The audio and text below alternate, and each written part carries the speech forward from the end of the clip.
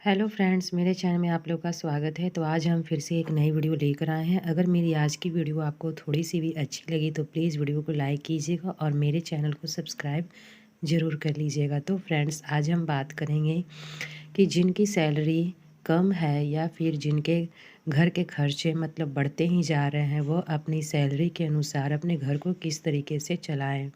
तो फ्रेंड्स, जिस तरीके से आज महंगाई दिन पर दिन बढ़ती ही जा रही है और जो हमारी सैलरी है वह एक जैसे ही है, क्योंकि सैलरी तो हमारी जल्दी नहीं बढ़ती है, लेकिन खर्चे जो हैं वह हम दिन पे दिन बढ़ाते ही जाते हैं। और खर्चे बढ़ने का जो सबसे मेन कारण होता है वह होता है लोगों की देखा-देखी, क्योंकि आजकल के जो लोग हैं वह दूसरे के देखा-देखी ज़्यादा करने लगे हैं। जैसे कि अगर कोई कोई चीज़ भी खरीदता है तो उन्हें लगता है कि वह चीज़ मेरे पास भी होनी चाहिए, या फिर दूसरों को हम किस तरीके से दिखाएं कि हम अमीर बहुत हैं और यह चीज़ मेरे पास है। तो फ्रेंड्स, इस तरीके से जब हमारी सोच होने लगती है तो हमारे जो खर्चे हैं वह लिमिट से ज़्यादा हो जाती है, और जो हमारी सैलरी है उसके अनुसार हम नहीं चलते हैं। क्योंकि जब हम किसी की बराबरी करते हैं चीज़ों को ख़रीदने में, तो हमारी तो सैलरी उनके हिसाब से नहीं है, तो हमें तो उसके लिए कर्ज़ लेना पड़ेगा, या फिर किसी भी चीज़ को आप उधार ही ले सकते हैं।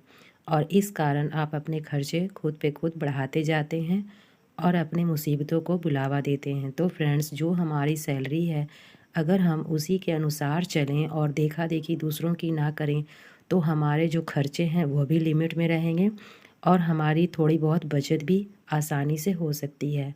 ऐसा नहीं है कि जिनकी सैलरी 10,000 है, 12,000 है, तो वह घर को नहीं चला पाते हैं। हाँ, यह ज़रूर है कि वह जितनी कोशिश पैसे बचाने की ज़्यादा करते हैं, वह थोड़ी कम होती है। पैसे जो हैं वह थोड़े बचते हैं और हमारा जो घर है वह बिल्कुल साधारण तरीके से चल जाता है। क्योंकि जब हमारी सैलरी 10,000 12,000 रुपये होगी, तो अगर हम रोज़ सोचेंगे कि हम रोज़ पनीर की सब्ज़ी खाएँ, या फिर रोज़ नए-नए कपड़े पहनें, हफ़्ते में नए-नए कपड़े पहनें, या फिर रोज़ कहीं घूमने जाएँ, तब तो ये बजट डगमगा ही जाएगा। क्योंकि इन सब चीज़ों की जो ज़रूरत से ज़्यादा अगर हम सोचने लगते हैं कि यह चीज़ होनी चाहिए, तो यह हमारी ज़रूरत में नहीं, हमारे शौक़ में ही आ जाते हैं। क्योंकि एक इंसान को सिर्फ़ रोटी, चावल, दाल, सब्ज़ी इतना ही अगर रोज़ खाने के लिए मिल जाए, 2 वक़्त का खाना अगर अच्छा से मिल जाए, और उसके बाद उसे रहने के लिए एक थोड़ा-सा छोटा-सा जगह मिले और पहनने के लिए थोड़े बहुत कपड़े मिल जाएँ, बस इसी में उसका गुज़ारा हो जाता है। लेकिन अगर हम सपने बड़े-बड़े देखने लगते हैं और वह हमारी पूरी नहीं होती हैं, तो हम इधर-उधर से कर्ज़े लेकर वह चीज़ को पूरा करने की सोचते रहते हैं। तो इससे जो हमारा जो खर्चा है, दिन पर दिन बढ़ता ही जाता है और इसके बाद हमारी मुसीबतें भी बढ़ती जाती हैं।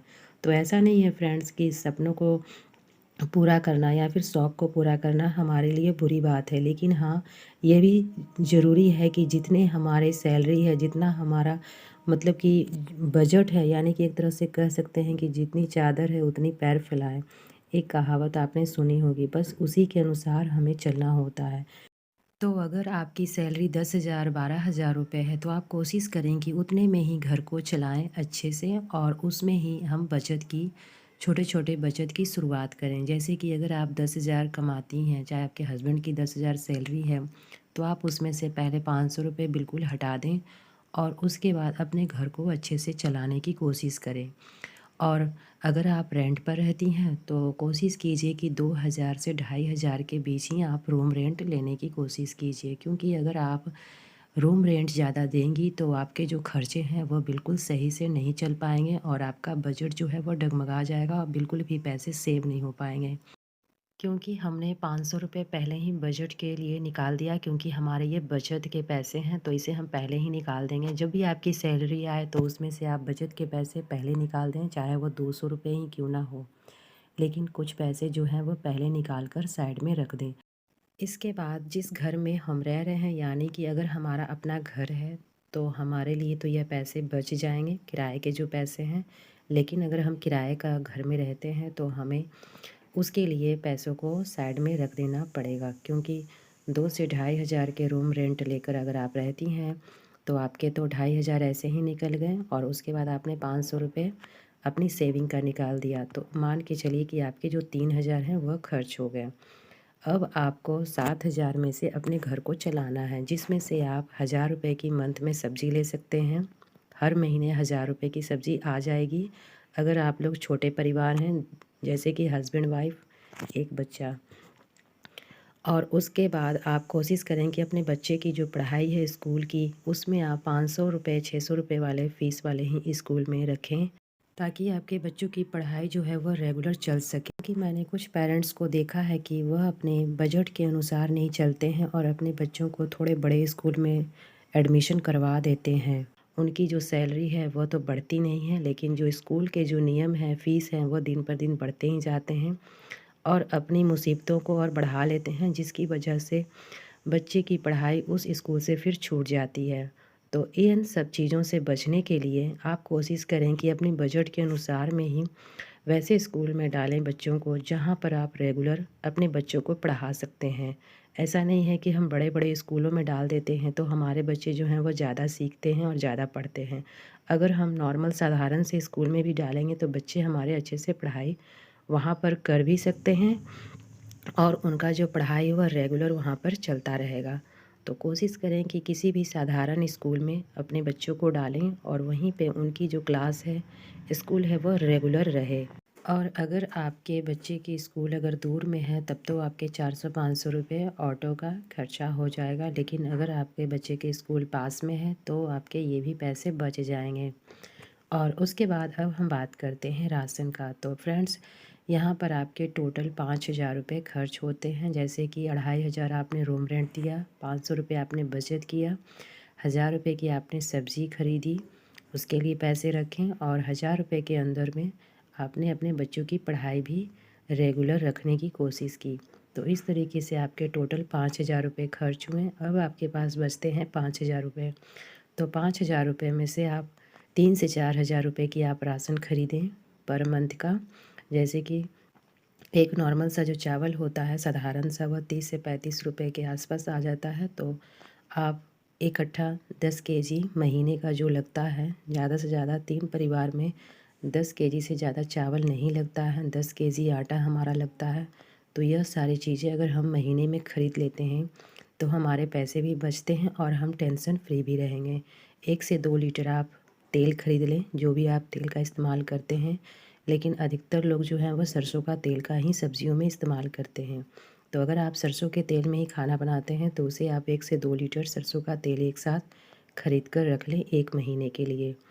उसके बाद जो भी आपके थोड़े बहुत पैसे बचेंगे उसमें आप इमरजेंसी के लिए अपने पास पैसे रखें।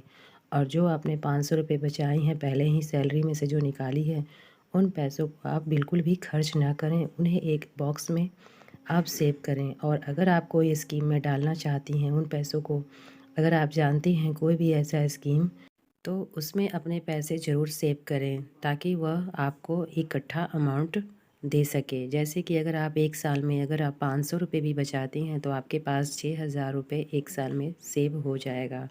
और अगर आप इसे रेगुलर करती हैं तो इकट्ठा एक साथ अमाउंट आपको मिल जाएगा, जो कि आप सोच भी नहीं सकती हैं। तो इस तरीके से आपके खर्चे भी चलेंगे और आपका जो सेविंग है वो भी साइड में होता रहेगा।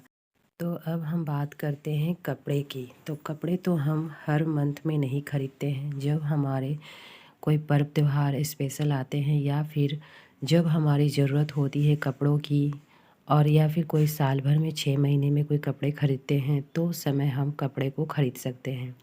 जैसे कि जब आपने 500 रुपये बचाए हैं तो वो पैसे तो आप अलग कहीं भी आप अपने बचत कर सकती हैं। जो भी स्कीम आप जानती हैं उसमें आप पैसे उसको डालते रहें।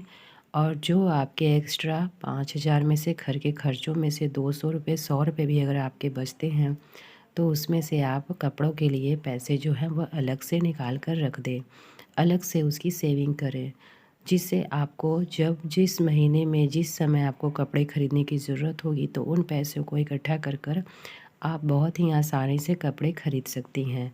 तो फ्रेंड्स, जब भी हमारे पैसे जो बचेंगे वह 1,000-2,000 से तो ज़्यादा नहीं बचेंगे इकट्ठा जब करेंगे हम तो यहाँ पर जो पैसे हमने 100 रुपये 200 रुपये करके कपड़े के लिए इकट्ठे किए हैं, उन पैसों से हम किसी लोकल शॉप में से ख़रीदारी कर सकते हैं। ऐसा नहीं है कि लोकल शॉप में जो कपड़े हैं वो अच्छे नहीं होते हैं, टिकाऊ नहीं होते हैं। वहाँ भी कपड़े आपको बहुत ही अच्छे अच्छे मिल जाएंगे। हाँ, ब्रांडेड कपड़े आप नहीं खरीद सकते हैं जो आपके बजट में ना हो। अगर आपके ब्रांडेड कपड़े बजट में आ जाएँ तो आप खरीद सकती हैं, लेकिन कोशिश करें कि लोकल शॉप से ही कपड़ों को ख़रीदारी करें। और आजकल तो ऑनलाइन वगैरह भी कपड़े जब ऑफ़र में चलते हैं तो वहाँ भी सस्ते-सस्ते कपड़े मिल जाते हैं, तो उस समय का भी इंतज़ार कर कर आप ऑनलाइन शॉपिंग कर सकती हैं। तो इस तरह से हम कपड़े में भी बहुत सारे पैसे बचा सकते हैं और हम अपनी सैलरी के हिसाब चल सकते हैं, जिसमें हमारी बचत होगी लेकिन खर्चे ज़्यादा बिल्कुल भी नहीं होंगे। तो इस तरीके से आप भी इन सारे चीज़ों को अपना सकती हैं, अगर मेरा यह छोटा सा आइडिया आपको अच्छा लगे तो।